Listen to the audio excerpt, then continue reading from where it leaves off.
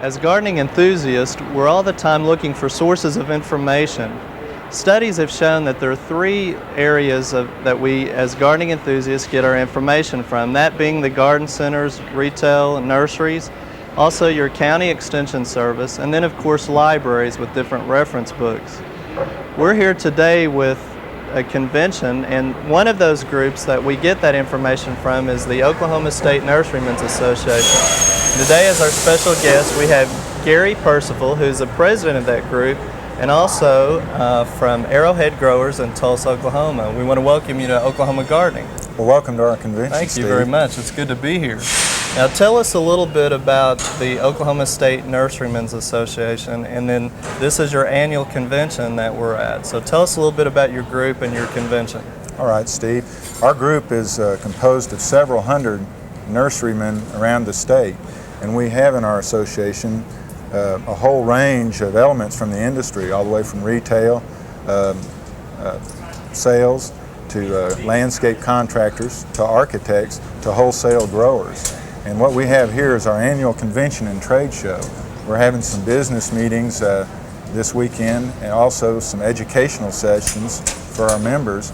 But the highlight of the weekend is our trade show, where we have about 160 booths set up, and we have growers with their new plant products for the year. We have hard goods dealers with the new lines of fertilizers, tools and chemicals and such. And so this is where we're all going to get together. It's sort of an annual thing for us. And now this year you're in Oklahoma City here at the Myriad Gardens, and then you rotate, I understand, to Tulsa each year. That's right. And your trade show's getting bigger and bigger each year. Well, we've found that that's true. The industry, the horticulture industry in Oklahoma is really growing by leaps and bounds over the last decade. And the size of the convention has sort of been in lockstep with that. Now I know a part of your industry, as you're growing, you're wanting to develop your professionalism and your credibility, and you were telling me about an Oklahoma Certified Nurseryman's program. Tell us a little bit about that, because that does relate to our consumers in a roundabout way. Well, about 2 years ago, actually about 4 years ago, our association decided that we needed to have a program to educate nursery professionals to increase the professionalism in our industry, and to try to add some value, especially to retail operations, that they could take to the consumers. We established an Oklahoma Certified Nurseryman's program. It took 2 or 3 years to develop it, and we had a number of professionals from across the state were involved in actually writing a handbook and study guide for the testing that we do. And the program involves a comprehensive test covering about 15 areas, from roses to bedding plants to irrigation to design, just a whole spectrum of the industry.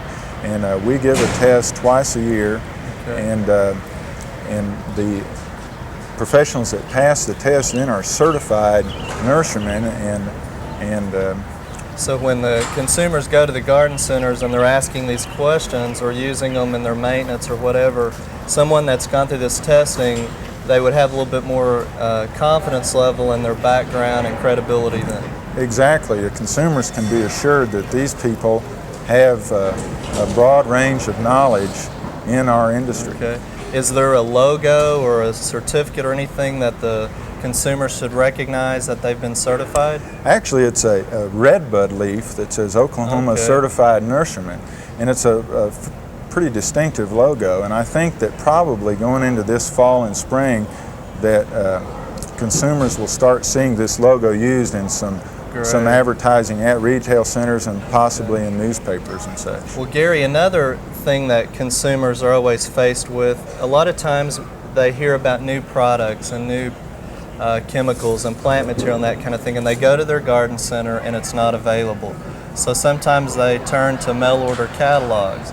But of course we want to try to promote our industry and have people buy locally as well. What information do you have to the consumer as far as what they can do to communicate with their garden center and getting those things provided? Well, I would say the consumer should just talk to nursery professionals at the garden centers and tell them what they're looking for, because this is really where that happens, Steve. What we're here doing this weekend is we have growers and hard goods suppliers that are here set up with booths. Retailers and landscape contractors will be coming through the nursery to see what's available, to talk to these growers and wholesalers about what their customers are wanting. So, you know, while we have a lot of booths set up here and a lot of plants on display, this really turns out to be a big information exchange. So if the consumer says, we're looking for this, and there's several requests for that, at the retail level, they go to the wholesaler or come to a trade show like this and try to see if those things are available, and we'll try to provide that, as well as take new ideas back to the consumer. Absolutely. I think every year I've added new lines to my stock, because I hear from the retailers both at this show and in Tulsa that, you know, they've got customer requests for certain varieties of plants, and we respond to that by trying to grow them. So that consumer rapport and asking and requesting plants is a very good idea. They need to express their concerns and needs for certain plant material. No doubt about it. Okay. And as growers, we need that kind of input from the consumer. Well, here we are going into September, and we promote fall as a good planting time, as does your industry. So we're just around the corner. Are there any new plant materials or varieties that the consumers can look forward to in the fall and in the spring? Well, there's, when you say new plant varieties, it's what we're seeing coming out this fall are plant varieties that have actually been developed over the last 5 to 10 years, but may now just be where they're being grown in numbers where they're commercially available.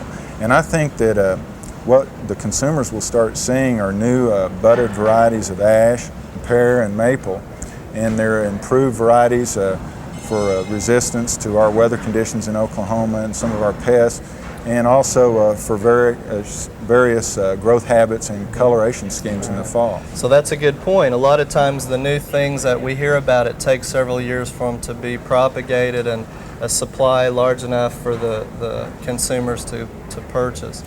Well, I think we want to congratulate you, Gary, on hope you have a good show this weekend, and I think we want to again emphasize to the consumer that it's very important that you communicate with your garden centers and build up that rapport and know that they are doing things to build their professionalism and be able to become accredited to answer your questions. And we want to again wish you the best of luck, and thanks for having us here on Oklahoma Gardening to come and see what you've got in new products, and again, best wishes. Thank you. We hope you enjoyed this video. It's part of our OK Gardening Classics YouTube channel. You can also find more recent videos on our Oklahoma Gardening YouTube channel. And join us on social media for great gardening tips, photos, and discussion.